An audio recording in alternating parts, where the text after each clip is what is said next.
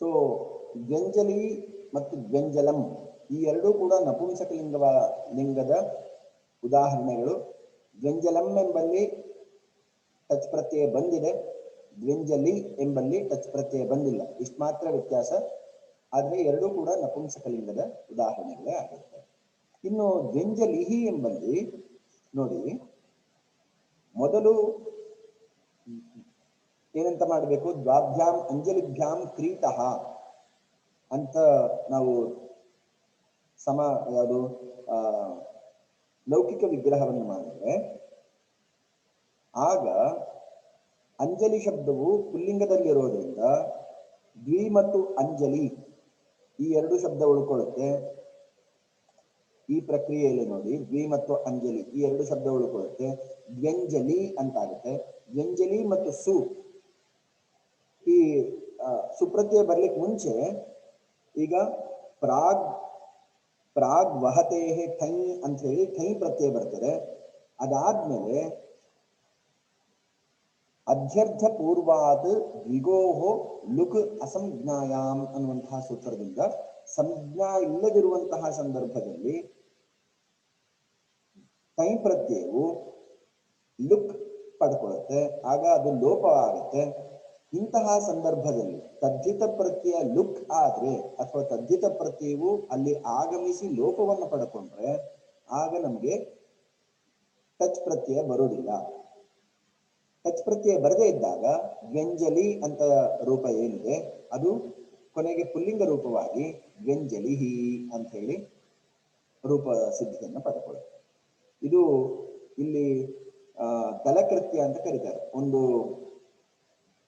ಅಂಶ ಸೂತ್ರಗತ ಅಥವಾ ವೃತ್ತಿಗತವಾದಂತಹ ಒಂದು ಅಂಶವನ್ನು ಇಟ್ಕೊಂಡು ಆ ಅಂಶವನ್ನ ನಿರೂಪಣೆ ಮಾಡುವಂಥದ್ದು ಇದೆಯಲ್ಲ, ಇದನ್ನ ದಲಕೃತ್ಯ ಎಂಬುದಾಗಿ ಹೇಳ್ತಾರೆ.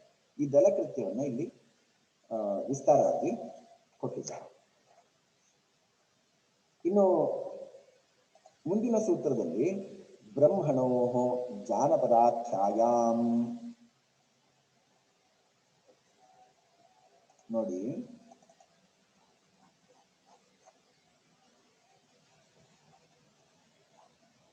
ಬ್ರಹ್ಮಣೋ ಜಾನಪದಾಖ್ಯಾಯಾಂ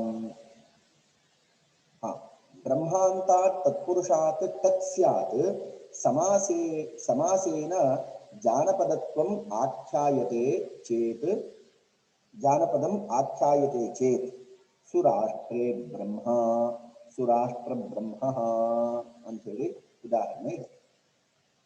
ಈ ಉದಾಹರಣೆಯನ್ನು ಸ್ವಲ್ಪ ಪರಿಶೀಲನೆ ಮಾಡೋಣ. ಏನು ಸೂತ್ರ ಏನು ಹೇಳ್ತಾ ಇದೆ? ಬ್ರಹ್ಮಾಂತಾತ್ ತತ್ಪುರುಷಾತ್. ಈಗ ಈ ಸೂತ್ರದ ಪ್ರಕಾರ ಬ್ರಹ್ಮ ಶಬ್ದ ಇದ್ದು ಬ್ರಹ್ಮ ಶಬ್ದದ ಮುಂದೆ ಬ್ರಹ್ಮ ಶಬ್ದವು ಅಂತ್ಯದಲ್ಲಿದ್ದು ಅದರ ಮುಂದೆ ಟಚ್ ಪ್ರತ್ಯಯ ಬರ್ತದೆ ತತ್ಪುರುಷ ಸಮಾಸದಲ್ಲಿ. ಉದಾಹರಣೆ ನೋಡಿ, ಸುರಾಷ್ಟ್ರ ಬ್ರಹ್ಮ,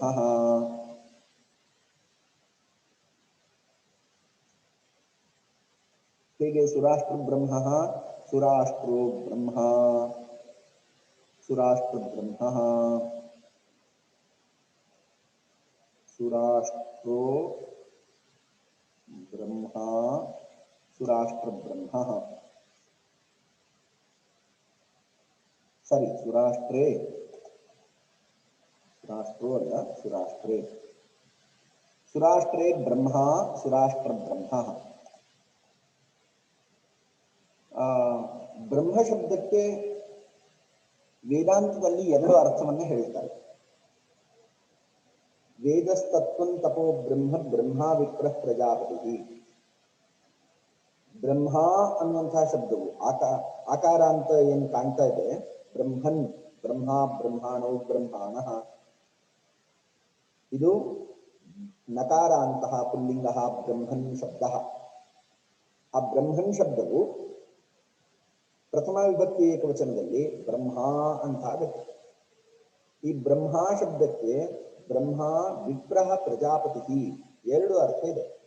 ವಿಪ್ರಃ ನಾಮ ಬ್ರಾಹ್ಮಣ, ಪ್ರಜಾಪತಿ ನಾಮ ಸೃಷ್ಟಿಕರ್ತ. ಈ ಎರಡೂ ಅರ್ಥವನ್ನ ಬ್ರಹ್ಮ ಶಬ್ದ ಹೇಳ್ತದೆ.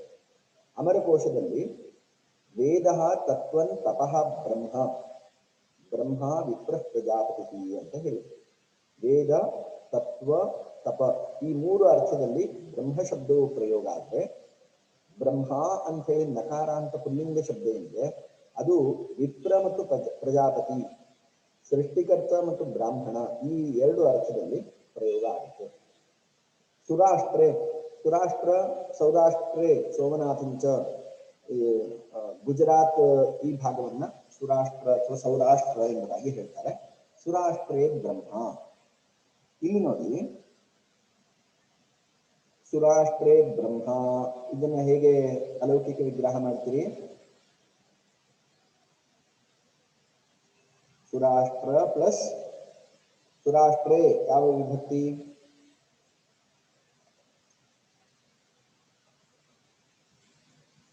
ಯಾವ ವಿಭಕ್ತಿ ಬರ್ತದೆ? ಸಪ್ತಮಿ ವಿಭಕ್ತಿ. ಸಪ್ತಮಿ ವಿಭಕ್ತಿ ಯಾವ ಏಕವಚನ. ಪ್ರತ್ಯಯ ಯಾವುದು? ನೀ ಪ್ರತ್ಯಯ. ನಸ್ ಓಸ್ ಆಮ್ ಓಸ್ ಸುಪ್. ಬ್ರಹ್ಮನ್ ಮತ್ತು ಇಲ್ಲಿ ಯಾವ ಪ್ರತ್ಯಯ ಬರಬೇಕು? ಬ್ರಹ್ಮ ಶಬ್ದ ಇದೆ ಅದನ್ನ ಸು ಭಾಗ ಮಾಡಿದ್ರೆ ಕರೆಕ್ಟ್ ಸು ಪ್ರತ್ಯಯ ಬರಬೇಕು. ಸೊ ಸುರಾಷ್ಟ್ರ ಬ್ರಹ್ಮ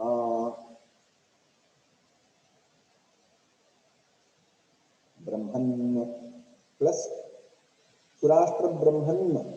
ಈಗ ಸುರಾಷ್ಟ್ರ ಬ್ರಹ್ಮನ್ ಅಂತ ಇರ್ಬೇಕಾದ್ರೆ ನಮ್ಗೆ ಯಾವ್ದು ಪ್ರತ್ಯಯ ಬರಬೇಕು? ತಚ್ ಪ್ರತ್ಯಯ ಬರಬೇಕು. ಯಾವ ಸೂತ್ರದಿಂದ? ಇದೇ ಸೂತ್ರದಿಂದ. ಬ್ರಹ್ಮಣೋ ಜಾನಪದಾಖ್ಯಾಯಾಂ ಬ್ರಹ್ಮಣೋ ಜಾನಪದಾಖ್ಯಾಯಾಂ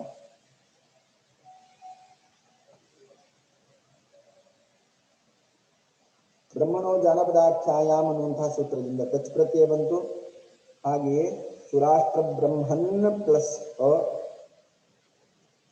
ಈ ಸುರಾಷ್ಟ್ರ ಬ್ರಹ್ಮನ್ ಅನ್ನೋದನ್ನ ನಾವು ಸ್ವಲ್ಪ ಕೊನೆಯ ಟಿ ಸಂಜ್ಞೆಯ ಯುಕ್ತವಾದಂತಹ ವರ್ಣವನ್ನ ವಿಭಾಗ ಮಾಡಿಕೊಂಡ್ರೆ ಸುರಾಷ್ಟ್ರ ಬ್ರಹ್ಮ ಪ್ಲಸ್ ಅನ್ ಪ್ಲಸ್ ಈಗ ಅನ್ನಷ್ಟಕೋರೇವ ಅನ್ನುವಂತಹ ಸೂತ್ರದಿಂದ ಮೊದಲು ಟಿಸಂಜ್ಞಾಯುಕ್ತವಾದ ತಕಾರಾದಿಯಾದಂತಹ ಪ್ರತ್ಯಯ ಮುಂದೆ ಇರಬೇಕಾದ್ರೆ ಹಿಂದೆ ಇರುವಂತಹ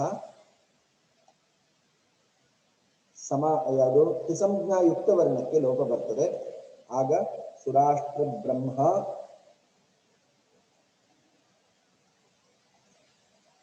ಈ ಸುರಾಷ್ಟ್ರ ಬ್ರಹ್ಮ ಪ್ಲಸ್ ಬ್ರಹ್ಮ ಅಂತ ಆಗುತ್ತೆ. ಸುರಾಷ್ಟ್ರ ಬ್ರಹ್ಮ ಪ್ಲಸ್ ಸುರಾಷ್ಟ್ರ ಬ್ರಹ್ಮ. ಸರಿ ಆಯ್ತಾ?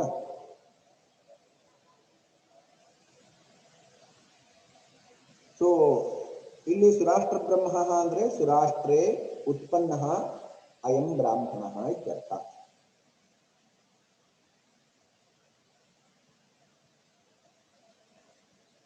ಮುಂದಿನ ಸೂತ್ರಕ್ಕೆ ಸ್ವಲ್ಪ ಸಮಯ ಬೇಕಾಗ್ತದೆ.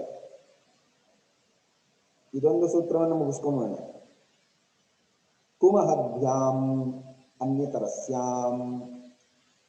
ಒಂದು 5 ನಿಮಿಷದಲ್ಲೇ ಇದೊಂದು ಸೂತ್ರವನ್ನು ಮುಗಿಸ್ಕೊಂಬೋಣ. ಕುಮಹಭ್ಯಾಂ ಅನ್ಯತರಸ್ಯಾಂ ಏನು ಹೇಳುತ್ತೆ? ಆಭ್ಯಾಂ ಬ್ರಹ್ಮಣಃ ವಾ ತತ್ಸ್ಯಾತ್ ತತ್ಪುರುಷೇ. ಕು ಮತ್ತು ಮಹತ್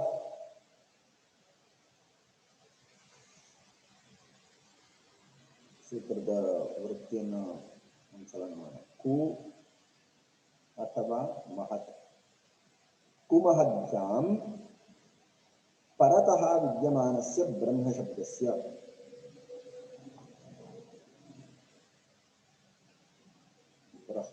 ಬ್ರಹ್ಮ ಅಂತಿದ್ದಾಗ ಆಗ ಟಚ್ ಬರ್ತದೆ. ಇಲ್ಲಿ ನೋಡಿ, ಕು ಅಥವಾ ಮಹತ್ ಶಬ್ದ ಇದ್ದು ಅದರ ಮುಂದೆ ಬ್ರಹ್ಮ ಶಬ್ದ ಇದ್ದಾಗ ಆ ಬ್ರಹ್ಮ ಶಬ್ದದ ಪರದಲ್ಲಿ ಟಚ್ ಪ್ರತ್ಯಯ ಬರ್ತದೆ.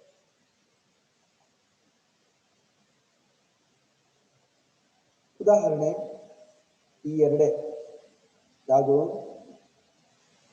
ಕುತ್ಸಿತಃ ಬ್ರಹ್ಮ ಕುಬ್ರಹ್ಮ, ಒಬ್ಬ ನೀಚನಾದಂತಹ ಬ್ರಾಹ್ಮಣ ಅನ್ನುವಂತಹ ಅರ್ಥದಲ್ಲಿ ಕುತ್ಸಿತಃ ಬ್ರಹ್ಮ.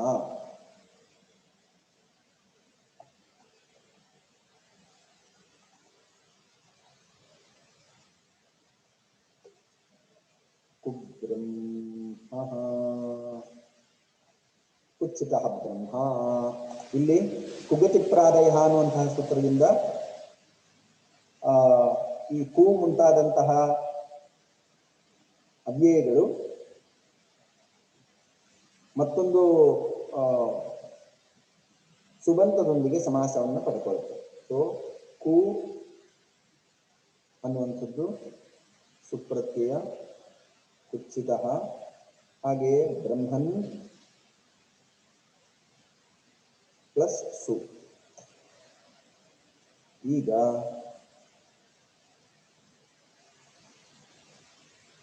ಕುಬ್ರಹ್ಮನ್ ಪ್ಲಸ್ ಸು. ಈಗ ನೋಡಿ, ಹಿಂದೆ ನಾವು ಮಾಡಿದ್ವಲ್ಲ ಸುರಾಷ್ಟ್ರ ಬ್ರಹ್ಮನ್,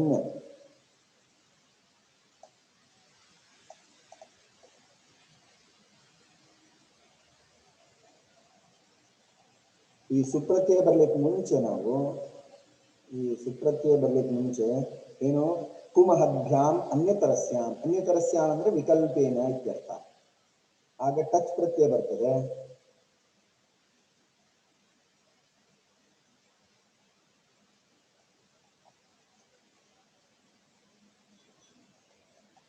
ಕುಬ್ರಹ್ಮ ಪ್ಲಸ್ ಅನ್ ಪ್ಲಸ್ ಟಚ್ ಅಲ್ಲಿ ಅಕಾರ ಉಳ್ಕೊಳ್ಳಿ. ಈಗ ಅನ್ಗೆ ಲೋಪ ಬರಬೇಕು, ಆಗ ಕುಬ್ರಹ್ಮನ್ ಅಂತಿದ್ದು ಕುಬ್ರಹ್ಮ ಅಂತ ಆಗುತ್ತೆ. ಕುಬ್ರಹ್ಮ ಪ್ಲಸ್ ಸು ಕುಬ್ರಹ್ಮ ರೂಪ ಆಯ್ತು.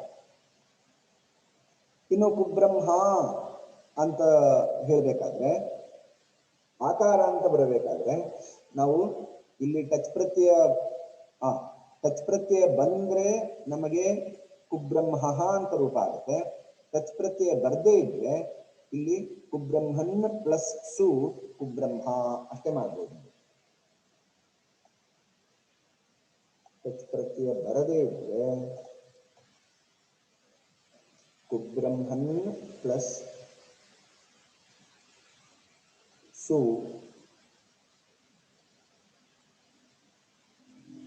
ಕುಬ್ರಹ್ಮ.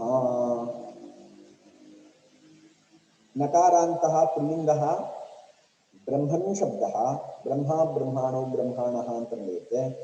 ಅಲ್ಲಿ ಹಲಂತ ಪುಲ್ಲಿಂಗ ಪ್ರಕರಣದಲ್ಲಿ ನಕಾರವು ಲೋಪ ಆಗಿ ಅದು ಆಕಾರವನ್ನು ಪಡ್ಕೊಳ್ಳುತ್ತೆ.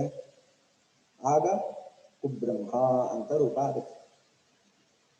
ಸೊ ಈ ಸೂತ್ರದಿಂದ ನಮಗೆ ಎರಡು ಶಬ್ದ ಸಿದ್ಧಿ ಆಗ್ತಾ ಇದೆ. ಒಂದು ಕುಬ್ರಹ್ಮ ಕುತ್ಸಿತಃ ಬ್ರಹ್ಮ ಕುಬ್ರಹ್ಮ, ಇನ್ನೊಂದು ಅದೇ ಟಚ್ ಪ್ರತ್ಯಯ ಬರದೇ ಇದ್ದಾಗ ಕುತ್ಸಿತಃ ಬ್ರಹ್ಮ ಕುಬ್ರಹ್ಮ ಅಂತೇಳಿ ದೀರ್ಘವಾಗ್ತಾ ಇದೆ ಆಕಾರ ಅಂತ. ಅದೇ ರೀತಿ ಕು ಮಹದ್ಭ್ಯಾಮ್, ಮಹತ್ ಶಬ್ದಕ್ಕೆ ಸಂಬಂಧಪಟ್ಟಂತೆ ಮುಂದೆ ಮತ್ತೊಂದು ಸೂತ್ರ ಇದೆ, ಆನ್ ಮಹತ ಸಮಾನಾಧಿಕರಣ ಜಾತೀಯೋ ಅಂತೇಳಿ. ಈ ಸೂತ್ರ ಪ್ರಮುಖವಾದಂತಹ ಸೂತ್ರ. ಇದನ್ನು ನಾಳೆ ಚರ್ಚೆಗೆ ತಗೋಣ. ನೀವು ಈ ಸೂತ್ರವನ್ನ ಸ್ವಲ್ಪ ಮನನ ಮಾಡಬೇಕಾಗುತ್ತೆ. ಆನ್ ಮಹತಃ ಸಮಾನಾಧಿಕರಣ ಜಾತೀಯೋ, ಅನೇಕ ಕಡೆ ಇದರ ಪ್ರಯೋಗ ಇದೆ. ಮಹಾನದಿ, ಮಹಾಪುರುಷ, ಮಹತ್ ಶಬ್ದವು ಆಕಾರಾಂತವಾಗುತ್ತೆ. ಅದಕ್ಕೆ ಬೇಕಾದಂತಹ ಪ್ರಮುಖ ಸೂತ್ರ ಇದೆ. ಸೊ ಇದನ್ನ ನಾವು ನಾಳೆಗೆ ಚರ್ಚೆಗೆ ತೆಗೆದುಕೊಳ್ಳೋಣ. ಇವತ್ತಿನ ಚರ್ಚೆಯ ಬಗ್ಗೆ ಏನಾದರೂ ವಿಷಯ ಇದ್ರೆ ತಿಳಿಸ್ಕೊಳ್ಳಿ.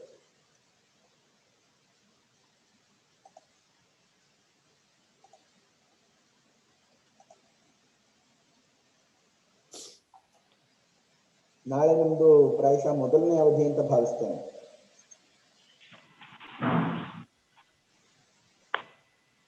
ಇಲ್ಲ, ದ್ವಿತೀಯ ಅವಧಿ. ಸರಿ ಸರಿ, ಸೆಕೆಂಡ್ ಸರಿ, ದ್ವಿತೀಯ ಅವಧಿ. ನಾಳೆ ಅದೇ ಸಮಯದಲ್ಲಿ ಚರ್ಚೆ ಇರ್ತದೆ. ಆಗ ನಾವು ಸಮಾನಾಧಿಕರಣ ಜಾತೀಯ ಯೋಗ ಅನ್ನುವಂತಹ ಸೂತ್ರದ ಚರ್ಚೆ ಮಾಡಿ. अस्तु आचार्य। अस्तु आचार्य। अस्तु धन्यवादः। मङ्गलेन समापयामः। आम् आचार्य। कारं वदतु। आचार्य ಸ್ವಲ್ಪ हा हा कथयतु। भाष्यकारं क्षम्यताम् आचार्य। कथयतु चिन्ता नास्ति। ಆಚಾರ್ಯ ಇದು ಸ್ವಲ್ಪ ವರ್ಕ್ಶೀಟ್ ಒಂದ್ ಸ್ವಲ್ಪ ತೋರಿಸಿ ಆಚಾರ್ಯ ಒಂದ್ಸಲ. ಯಾವುದಪ್ಪ? ಇಲ್ಲಿ ವರ್ಕ್ಶೀಟ್. ಹಾ ಆಚಾರ್ಯ. ಅಷ್ಟು ಆಚಾರ್ಯ, ಧನ್ಯವಾದ ಆಚಾರ್ಯ. ಈ ವರ್ಕ್ಶೀಟ್ ಅನ್ನ ತತ್ಪುರುಷ ಸಮಾಸ ಆದ್ಮೇಲೆ ಶೇರ್ ಮಾಡ್ತೇನೆ ನಿಮಗೆ. ಈಗಾಗಲೇ ಇದು ಹೆಚ್ಚು ಕಡಿಮೆ 23 ಪೇಜ್ ಆಗಿದೆ. ಇದರದ್ದು ಪೂರ್ಣ ಒಂದು ಹಂತಕ್ಕೆ ಮುಗಿದ ಮೇಲೆ ಶೇರ್ ಮಾಡ್ತೇನೆ. ನಿಮ್ಗೆ ಬೇಕು ಅನ್ನೋದಾದ್ರೆ ಈಗಲೇ ಶೇರ್ ಮಾಡ್ಬೋದು, ಅದ್ರಲ್ಲಿ ಏನು ಸಮಸ್ಯೆ ಇಲ್ಲ. ಪರವಾಗಿಲ್ಲ ಆಚಾರ್ಯ, ಒಟ್ಟಿಗೆ ಶೇರ್ ಮಾಡ್ಬೋದು. ಆಚಾರ್ಯ ಶೇರ್ ಮಾಡಿರಿ ಆಚಾರ್ಯ, ಓದ್ಕೊಂಡ್ಸಿ. ಸರಿ, ಹಾಗೆ ಇವತ್ತೇ ಶೇರ್ ಮಾಡಿ. ಆಚಾರ್ಯ ಅಷ್ಟು. ವಾಕ್ಯಕಾರಂ ವರರುಚಿಂ ಭಾಷ್ಯಕಾರಂ ಪತಂಜಲಿಂ ಪಾಣಿನಿಂ ಸೂತ್ರಕಾರಂ ಚ ಪ್ರಣತೋಸ್ಮಿ ನಿತ್ರಯಂ ನಮಸ್ಕೃತ್ಯ ಮುನಿತ್ರಯಂ ನಮಸ್ಕೃತ್ಯ ಜಗತ್ತೇಃ ಪರಿವಾಹಕಂ ವೈಯಾಕರಣ ಸಿದ್ಧಾಂತ ವಿರಚ್ಯತೆ. ಧನ್ಯವಾದ ಆಚಾರ್ಯ. ಧನ್ಯವಾದ.